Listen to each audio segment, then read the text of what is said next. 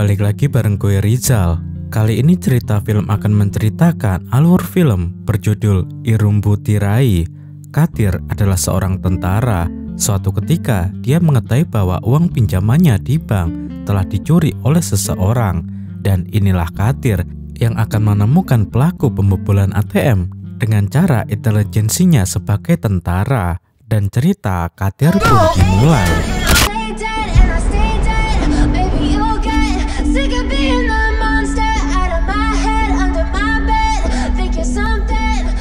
Katir adalah tentara yang temperamen, tetapi amarahnya itu bukan karena dia suka bertarung. Ia marah jika melihat ketidakadilan. Katir mempunyai 4 anak buah yang setia. Katir bercita-cita hidup di luar negeri karena Katir tidak suka hidup di negerinya sendiri. Karena baginya, India adalah negara yang terdapat banyak korupsi, kejahatan, dan lain-lain.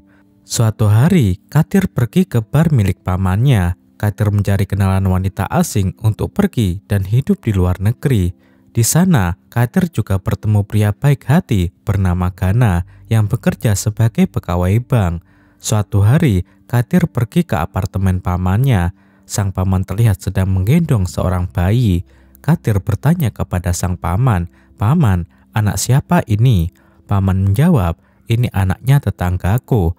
Kasihan ibunya sekarang berstatus janda karena suaminya tidak bisa membayar cicilan hutang dan melakukan bunuh diri." Tiba-tiba datang pegawai bank yang menagih utang kepada tetangga pamannya itu dengan paksa. Katir melihat itu emosi dan mengajarnya habis-habisan. Katir lalu mengusir pegawai bank itu dari apartemen. Berita ini tersebar di dunia militer. Pihak bank menuntut pihak militer untuk bertindak. Atasan Katir, seorang jenderal, memanggil Katir dan memarahinya. Katir lalu diskor selama 6 minggu. Sang jenderal memerintahkan Katir untuk pergi ke psikiater guna mengontrol emosinya. Katir kemudian bertemu dengan Dr. Rati. Dr. Rati kemudian menganalisa Katir. Katir disuruh untuk menceritakan keluarganya. Katir mengatakan, "Keluargaku adalah orang biasa, kami tidak kaya. Aku sangat mencintai ibuku. Tapi ibuku sudah meninggal karena sakit. Ibuku meninggal karena memikirkan ayahku yang sering hutang ke sana kemari. Sejak itu aku sangat membenci ayahku. Aku tidak pernah pulang karena sepertinya keluargaku tidak membutuhkanku. Tapi aku selalu mengirim mereka uang setiap bulan." Dr. Rati lalu memerintahkan Katir pulang ke kampung halamannya untuk mengontrol emosi Katir. Dr. Rati mengatakan, "Katir, bersyukurlah karena kau masih memiliki keluarga. Aku dari kecil tidak mempunyai keluarga. Hanya orang-orang yang tidak mempunyai keluarga lah yang tahu akan maknanya memiliki keluarga." Katir kemudian pulang ke kampung halamannya. Katir masih membenci ayahnya. Adik Katir bernama Selvi marah karena Katir tidak pernah pulang. Selvi merasa seperti tidak mempunyai abang. Suatu pagi, Katir bangun dari tidurnya. Pacar Selvi mendatangi Katir dan mengatakan, "Bang, aku dan Selvi berencana menikah, tetapi ibuku tidak setuju. Karena Selvi dari kalangan orang miskin. Jika Selvi ingin menikah denganku, Selvi harus merayakannya dengan meriah. Aku tidak bisa mengatasi ibuku." Sejak itu, Selvi merasa minder dan menghindar dariku. Aku berharap abang bisa membantu masalah kami, karena aku sangat mencintai Selvi. Selama ini, Katir tidak bisa menjadi abang yang baik bagi Selvi. Kali ini, Katir ingin membuat adiknya bahagia. Katir ingin menikahkan Selvi dengan pacarnya, karena mereka berdua saling mencintai. Katir kemudian bertanya pada ayahnya, "Pak, berapa kira-kira biaya pernikahan Selvi yang diinginkan keluarga pacarnya?" Ayahnya menjawab, 200 juta rupiah, nak. Kita bisa menjual tanah almarhum ibumu. Dengan itu kita bisa mendapatkan 80 juta rupiah. Kita harus mencari 120 juta lagi. Katir membalas, "Baik, kalau begitu pak, aku akan meminjam uang 120 juta dari bank. Sekarang bapak pergi ke keluarga pacarnya Selvi dan bilang pada mereka, kita sanggup mengadakan pesta pernikahan itu." Katir mencoba meminjam uang di bank militer, tetapi ditolak karena banyak orang yang komplain dengan Katir yang temperamen. Katir Paman dan ayahnya mencoba pergi ke bank-bank sipil untuk mencari pinjaman, tetapi semuanya menolak karena Katir tidak memenuhi syarat. Katir bingung harus bagaimana.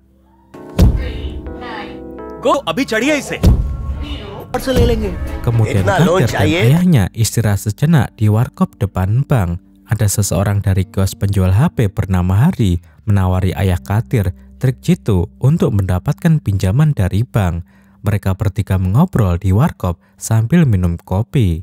Hari mengatakan, "Pak Katir, bank itu butuh kepercayaan untuk memberikan pinjaman. Jika kau tidak mempunyai aset seperti mobil, toko, dan rumah yang layak, dari mana bank bisa percaya dengan Bapak? Bapak harus terlihat mempunyai aset. Karena Bapak tidak mempunyai aset, Bapak harus seakan-akan mempunyai aset. Bilang saja, Bapak mempunyai toko komputer di sebuah ruko. Saya punya toko komputer, Pak, di sebuah ruko. Jika Bapak berkenan, nanti saya siapkan semua dokumennya. Jika pegawai bank mengecek toko komputer saya, biar teman saya yang menghandlenya. Setelah itu, Bapak akan mendapatkan pinjaman dengan mudah. Tetapi jangan lupa, Pak, setiap bulan Bapak harus membayar cicilannya. Jika kita sepakat, aku meminta bagi hasil 10% dari total pinjaman Bapak 120 juta, yakni 12 juta rupiah. Setelah mendengar ide dari Hari, awalnya Katir tidak setuju karena dia harus membohongi bank dengan memberikan informasi palsu. Tetapi ayahnya mengatakan, tidak apa-apa, ini semua demi selfie. Katir pun setuju dan Hari mulai membuat dokumen yang diperlukan. Dokumen berupa bukti toko komputer palsu di atas namakan ayah Katir. Hari kemudian meminta foto ayah Katir, nomor handphone, alamat KTP, dan lain-lain. Setelah semua dokumen diberikan kepada bank, Katir dan ayahnya mendapatkan pinjaman 120 juta. Katir kemudian memberikan cek 12 juta rupiah kepada Hari sebagai komisi. Beberapa hari kemudian, ayahnya mengambil uang di bank dan uangnya 0 rupiah. Artinya 120 juta rupiah pinjaman itu menghilang. Katir panik, kenapa uangnya bisa menghilang? Katir pergi ke bank untuk menanyakan hal ini. Pegawai bank kemudian ngeprint rekening koran Katir. Ternyata di rekening koran itu terbukti uangnya sudah dikeluarkan oleh Katir dan ayahnya sendiri. Katir bingung melihat rekening koran itu karena terlihat Katir mengirimkan uang tersebut ke nomor rekening orang lain. Katir dan ayahnya tidak pernah merasa mengirim uang itu kemanapun. Katir keluar dari bank dan mencari Hari untuk mengatasi hal ini. Tetapi Hari dan kiosnya menghilang. Katir dibantu anak buahnya di militer yang jago IT. Mereka mencari nomor rekening yang menerima uang Katir. Setelah dicek, ternyata nomor rekening itu ada di Brasil. Katir semakin bingung dengan hal ini. Anak buah Katir di militer mengatakan, percuma kita melaporkan hal ini kepada polisi, karena Brasil di luar yurisdiksi. Katir kemudian bertemu dengan paman Dr. Rati yang merupakan seorang Kapolda. Kapolda itu justru memarahi Katir karena Katir membohongi bank dengan memberikan data palsu. Katir bisa dipenjara, tetapi Kapolda itu memaafkan Katir. Katir kembali ke rumah. Di sana, Katir mengobrol dengan Dr. Rati, paman, dan ayahnya. Katir bingung dan emosi. Katir meluapkan amarahnya kepada sang ayah. Bagaimanapun juga, Katir yang akan berusaha mengembalikan uangnya karena Katir merasa menjadi korban pencurian. Katir mencari tahu tentang Hari. Ternyata Hari terdaftar sebagai nama perusahaan trading ekspor-impor bernama Seuji di sebuah ruko. Katir mengecek ruko itu dan tidak ada nama perusahaan Seuji. Katir dibantu anak buahnya mencari nomor handphone seseorang di perusahaan Seuji. Ada nomor handphone dari perusahaan Seuji yang terlihat aktif di pinggir kota. Katir langsung pergi ke sana.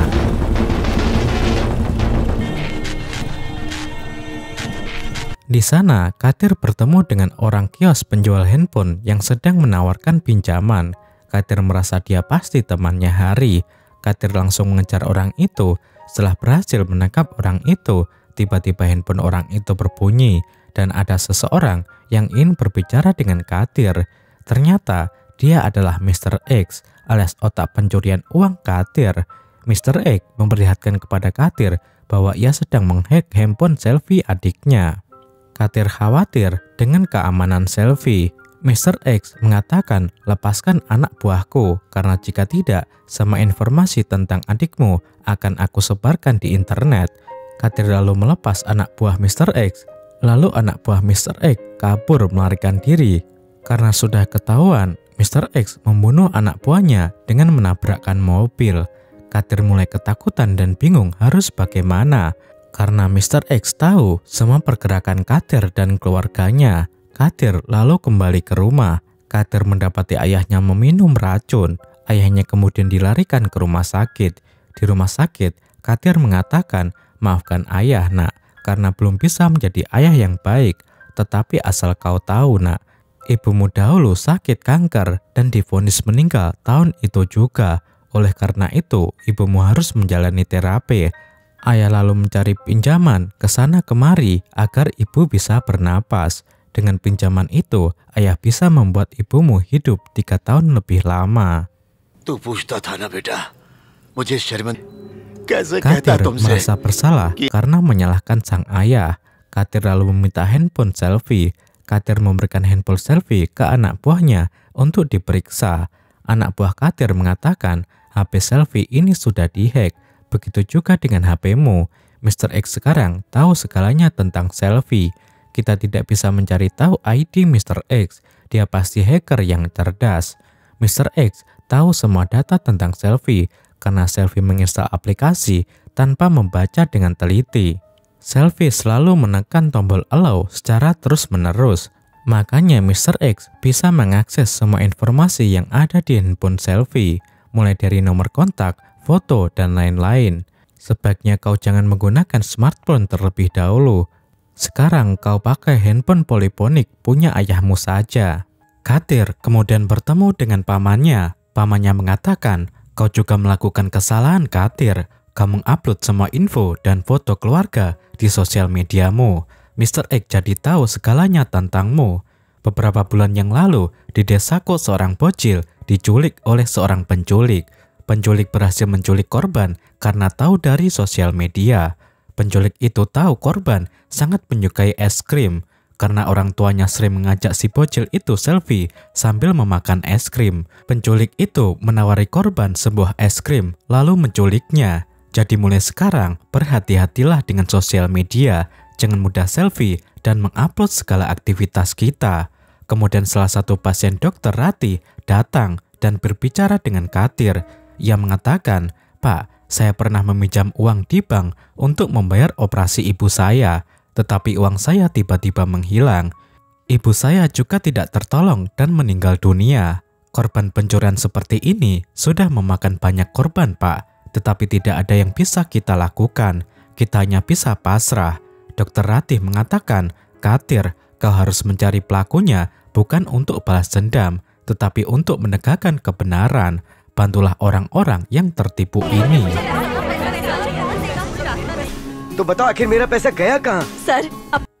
Sejak itu, Katir bertekad mencari tahu siapa Mr. X. Katir bertemu dengan Gana, salah satu teman lamanya yang bekerja di bank. Gana mengatakan, Katir, kau coba temui seseorang bernama Salman di ruko tempat servis handphone. Salman dan teman-temannya adalah teknisi yang rutin membetulkan sistem IT di bank tempat aku bekerja. Mungkin dari sana kau bisa mendapatkan informasi lebih. Katir langsung pergi mencari Salman. Salman mengatakan, urusan ini biarkan anak buahku yang bernama Robert yang urus, tetapi kau harus memberi Robert komisi. Ini nomor handphone Robert. Katir pergi mencari Robert sambil menelepon Robert. Robert terlihat panik dengan telepon masuk dari nomor handphone ayah Katir.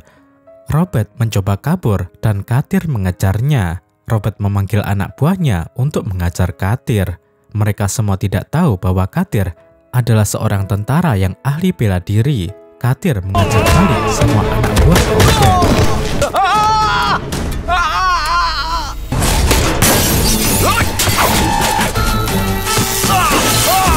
Katir lalu menangkap Robert dan membawanya ke markas Robert. Katir bertanya kepada Robert, kenapa kau menghindariku? Siapa kau sebenarnya? Siapa bosmu? Mr. X itu. Lalu di mana uangku? Robert menjawab, Pak, saya tidak tahu di mana uang Bapak. Saya hanya bertugas memblok semua SMS yang dikirim ke nomor handphone Bapak. Maka dari itu saya panik ketika Bapak menelepon saya dengan nomor itu lagi. Saya melakukan itu semua dari Darknet, Pak. Darknet adalah kumpulan aktivitas ilegal di dunia digital. Bos kami, Mr. X, yang mengontrol semuanya itu. Saya hanya menerima perintah dari Mr. X. Saya tidak tahu siapa Mr. X. Yang jelas, Mr. X adalah raja dari para hacker. Selain itu, saya bertugas mengambil semua data Bapak, mulai dari nomor kontak, foto, dan lain-lain. Lalu saya memberikan kepada Mr. X. Saya juga memblok SMS dari bank yang akan masuk ke nomor handphone Bapak. Saat itulah Mr. X mencuri uang Bapak. Katir bertanya lagi, apa nama ID Mr. X? Robert menjawab, White Devil. White Devil. Katir terus memburu Mr. X. Katir mencari tahu siapa korban Mr. X selanjutnya. Agar bisa menemukan Mr. X, korban selanjutnya bernama Siva. Katir mencari tahu nomor handphone Siva dan melacak Siva lewat GPS. Barulah di sini ditunjukkan siapa Mr. X. Mr. X atau White Devil adalah orang yang dikenal kaya raya. Ia mempunyai yayasan beasiswa pendidikan.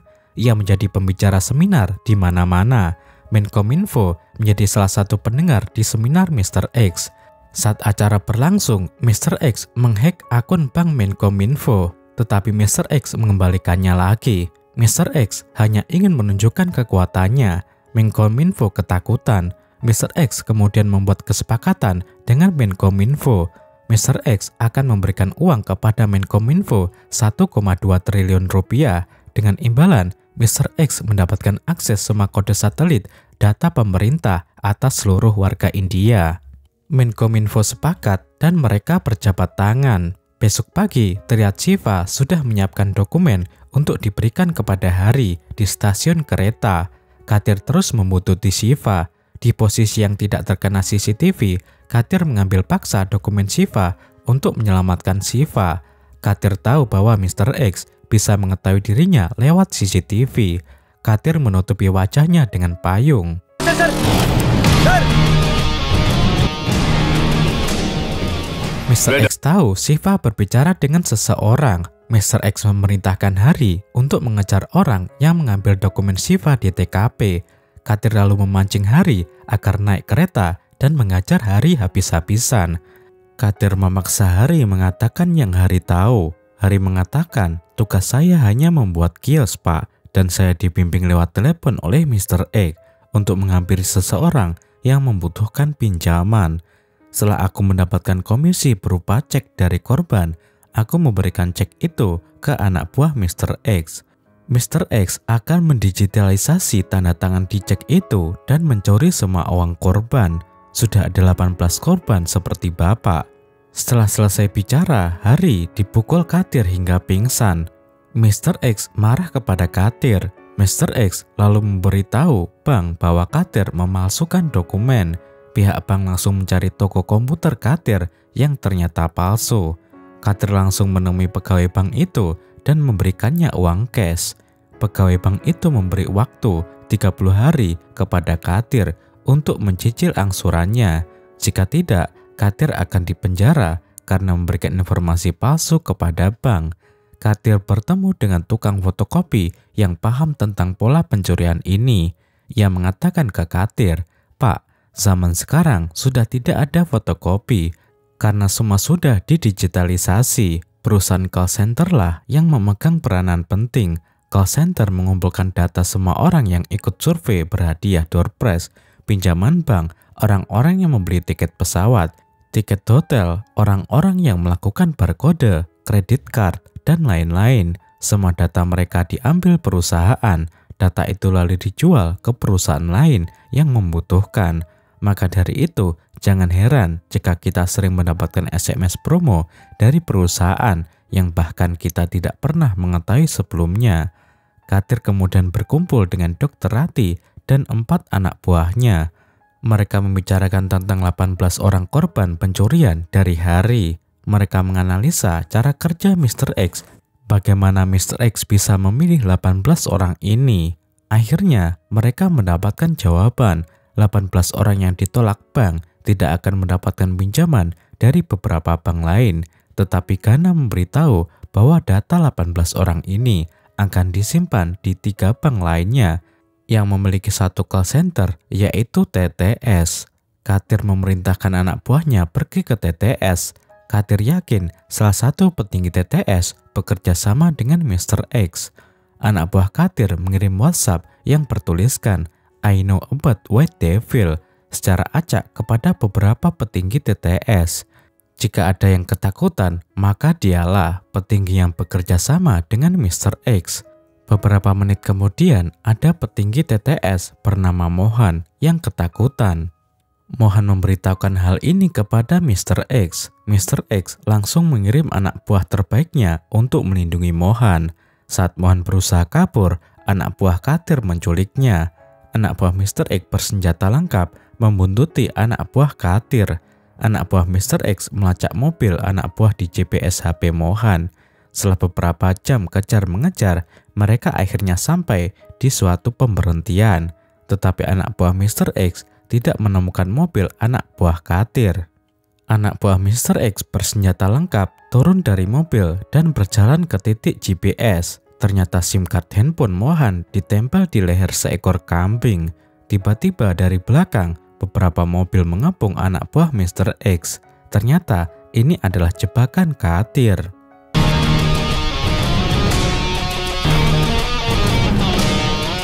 Katir menggiring mereka semua ke zona militer. Katir tidak ingin menangkap Mohan. Dia ingin menangkap anak buah terbaik Mr. X.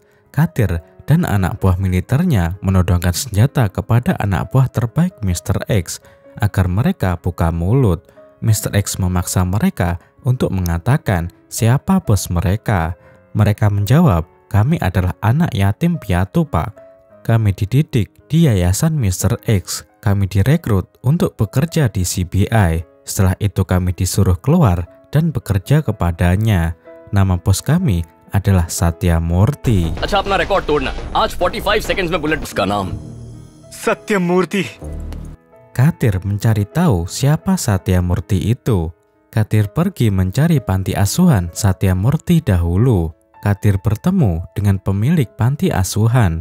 Ia mengatakan dahulu banyak komuter yang dibuang perusahaan di tong sampah. Satya Murthy mengambil celah itu. Satya paham akan pentingnya data. Satya membuat pabrik untuk menampung komputer-komputer yang terbuang. Dari sana, ia mulai menghack akun orang lain. Dia menjadi kaya raya dan membuat yayasan. Dia lalu mengirim cek kosong yang sudah ia tanda tangani untuk memberiku uang, tetapi aku menolaknya karena uang itu dihasilkan dari kejahatan. Aku mengancam Satya akan melaporkan kepada polisi, tapi ia justru menaruh kamera di kamar anak gadisku. Ia merekam video dan mengancam akan menyebarkannya di internet. Aku tidak jadi melapor kepada polisi. Setelah mengetahui semua cerita tentang Satya Murthy, Katir mengejar Satya Murthy. Katir menemukan dan langsung menodongkan pistol kepada Satya Murthy. Satya Murthy tidak takut dan mengatakan, "Sebentar lagi aku akan menjadi penguasa karena aku sudah mendapatkan akses. Aku baru saja mentransfer akun-akun penyelundup senjata ke akun bankmu. Sebentar lagi kau akan ditangkap. Aku juga sudah melukai adikmu. Aku membuat adikmu naik bemo dan ditabrak bis." Katir menjadi serba salah. Katir memilih untuk menyelamatkan sang adik. Katir pergi ke rumah sakit. Beberapa menit kemudian, pihak militer menangkap Katir. Sementara itu, Satya Murthy menerima penghargaan dari UNICEF. तुम्हारा टेररिस्ट से कोई link prove नहीं होता, लेकिन Katir langsung dicopot secara tidak hormat dari militer dengan tuduhan menerima uang hasil penyelundupan senjata. Selfie mulai pulih dari rumah sakit. Akibat tragedi ini, keluarga pacar Selfie setuju dan menikah dengan Selfie dan putranya dengan pesta yang sederhana. Katir dan ayah Katir sedikit tenang mendengar hal ini. Katir berkumpul lagi bersama Dr. Rati dan anak buah setianya. Katir melihat ulang video-video seminar Satya Murthy. Katir melihat wajah Menkominfo yang ketakutan. Katir mempunyai feeling Menkominfo yang memberi Satya Murthy akses. Katir merasa ini sangat berbahaya jika sampai Satya Murthy bisa mengakses seluruh data masyarakat. Satya Murthy bisa menguasai negara ini. Malam hari, Dr. Rati membuntuti mobil Menkominfo. Lihat Menkominfo sedang diambil sidik jari tangannya oleh anak buah Satya Murthy di dalam sebuah koper untuk mengirim uang 1,2 triliun rupiah kepada Menkominfo.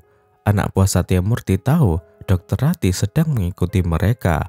Mereka langsung menangkap Dr. Rati dan membawanya ke markas.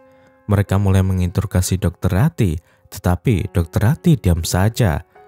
Dr. Rati lalu menjulurkan lidahnya dan menunjukkan bahwa ia membawa tracking GPS. Ternyata ini adalah jebakan Katir.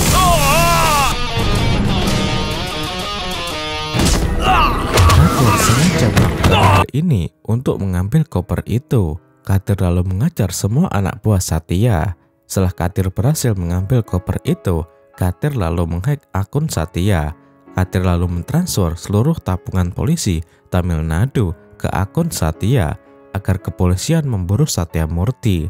Satya Murthy langsung mengirim virus bernama I Love You agar kepolisian Tamil Nadu tidak bisa memburunya. Satya Murthy memerintahkan anak buahnya di markas lain menghancurkan seluruh harddisk mereka untuk menghilangkan barang bukti. Satya Murthy lalu kabur ke pabrik komputernya. Di sana adalah markas utama Satya. Satya menghapus akun White Devil untuk menghilangkan jejak.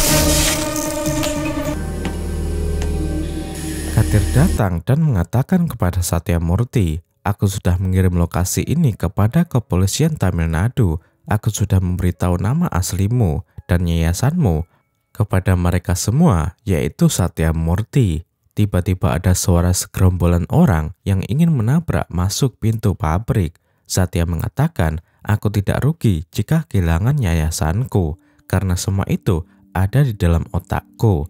Satya lalu membakar uang hasil curiannya. Katir berusaha meredam api itu, tetapi diajar oleh Satya. Mereka berdua terlibat baku hantam. Satya mengatakan, "Uang ini tidak ada artinya bagiku, karena aku bisa mencuri dari kalian lagi suatu saat nanti. Yang terpenting bagiku adalah mencari data-data kalian. Aku sudah mencuri sidik jari Menkominfo dari tangannya saat bersalaman. Sekarang aku sudah mempunyai semua data kalian. Akulah yang menentukan siapa pemenang pemilu berikutnya. Jadi percuma saja kepolisian datang kemari." Katir tertawa dan mengatakan, "Hei Satya Murthy, kau selalu mengatakan bahwa informasi is wealth. Untuk apa aku membawa kepolisian saja ke sini? Paling-paling kau hanya dipenjara sebentar lalu dibebaskan. Aku menggunakan datamu untuk mengambil kembali uang yang sudah kau curi. Aku membawa para korban yang sudah kau bobol ATM-nya."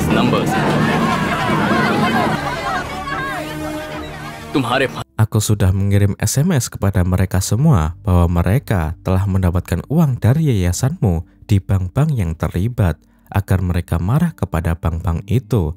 Mereka semua tidak tahu White Devil, tetapi mereka semua tahu Satya Murthy pemilik yayasan. Dan aku mengatakan kepada mereka semua bahwa White Devil adalah Satya Murthy. Tidak masalah uang rakyat ini kau bakar. Aku sudah mengambil kembali uang 1,2 triliun rupiah yang kau berikan kepada Menkominfo. Satya menjawab, "Tidak mungkin kau bisa mengambil uang itu tanpa tanda tangan digitalku." Katir membalas, "Aku sudah mendapatkan tanda tanganmu dari cek yang kau berikan kepada pemilik panti asuhan." Satya takut dan kaget dengan kecerdasan Katir. Katir membuka gerbang dan semua orang yang menjadi korban Satya memburu Satya. Katir lalu mengirim uang 1,2 triliun dan membaginya kepada seluruh korban Satya. Satya kemudian ditangkap polisi, tetapi Satya masih memiliki senjata kunci yang ada di jam tangannya. Satya mengganti nama White Devil menjadi Dark Angel, karena setelah bebas dari penjara nanti, Satya akan beraksi kembali. On your mark, get set. Dan film pun berakhir.